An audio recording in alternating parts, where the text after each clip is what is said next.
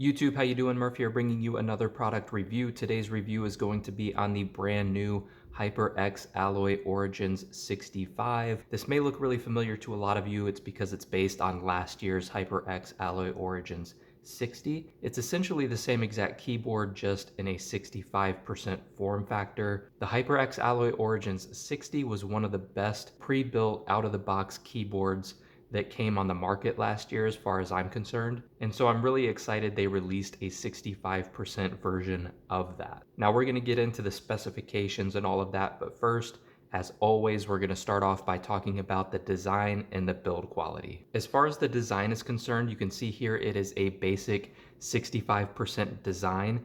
It does have an all aluminum case. It's a fairly simple design case as well. It does have a little bit of beveling around the outside edges, and on the back side you can see the HyperX logo etched into the bottom of the case, and that's really the only piece of branding on here, with the exception of just a little bit on the new spacebar, which I'll show you in a moment. Just like its 60% counterpart, it does have three-way height adjustable feet, and it does come with just a couple of extra keycaps.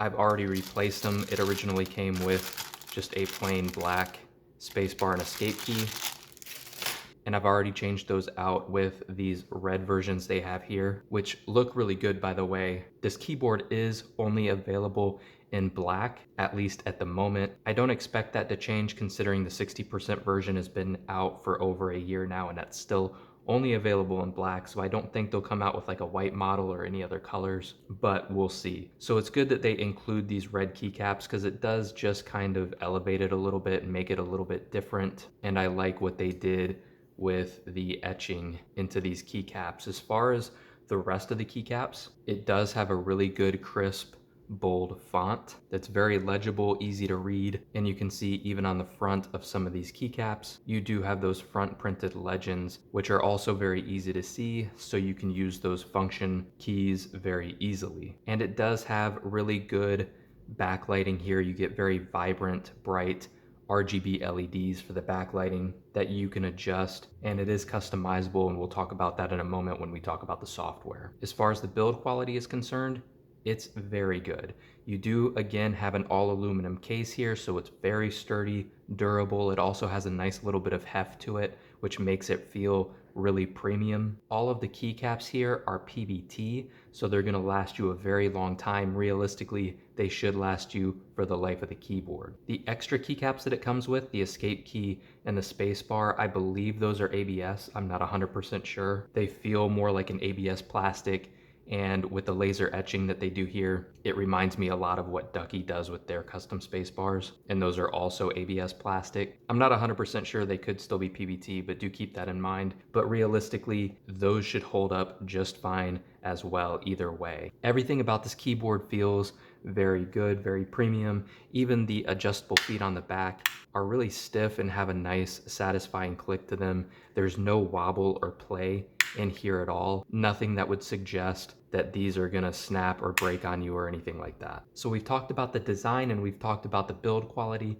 Now let's talk about the specifications. This keyboard is 315 millimeters long by 105 millimeters wide, and it sits at about 37 millimeters in height. It does come in weighing right around 825 grams, or about 1.8 pounds. And it does have a detachable USB-C cable, and that is braided.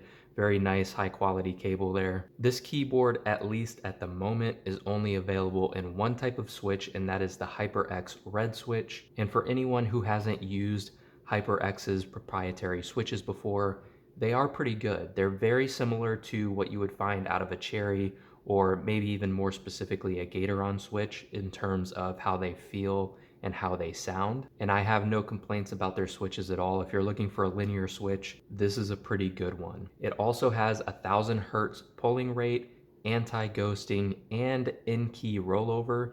And it does have game mode that you can activate if you're worried about hitting those Windows keys or anything like that while you're gaming. It does have per key RGB lighting, as well as 5 brightness levels that you can jump between. And really, just from a specification standpoint, a really solid gaming keyboard. This keyboard is compatible with HyperX's Ingenuity software. The software is very basic, and while it's very basic, you can do pretty much everything you need to do in there, from adjusting RGB lighting, including even setting up RGB layers in there, as well as controlling macro functions. All right, here's a quick sound test for you guys. Again, HyperX red switches.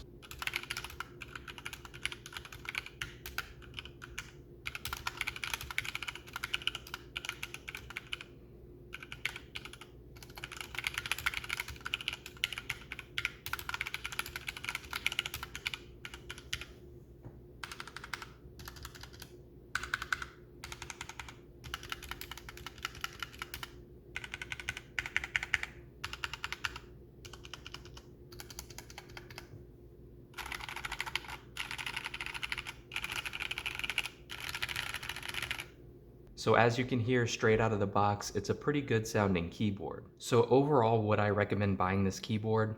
I definitely would. I really liked the 60% version of this keyboard, and I like this one even more. It's basically the same keyboard, just in a 65% form factor, which is what I prefer nowadays anyways. It retails for $110, but you're getting a lot for that price, especially considering this is an aluminum frame keyboard. I do have a couple of complaints, but they're really minor. First of all, I wish there were more color options for the keyboard, but more specifically, a few different switch types. But this keyboard is marketed towards gamers, and considering that most people are gonna get a linear switch anyways, so, kind of a small complaint there, but I thought I'd point that out. So if you're looking for a solid compact keyboard in this price range, this is definitely one you should be considering. With that being said, that wraps up this video. I hope you guys enjoyed the review.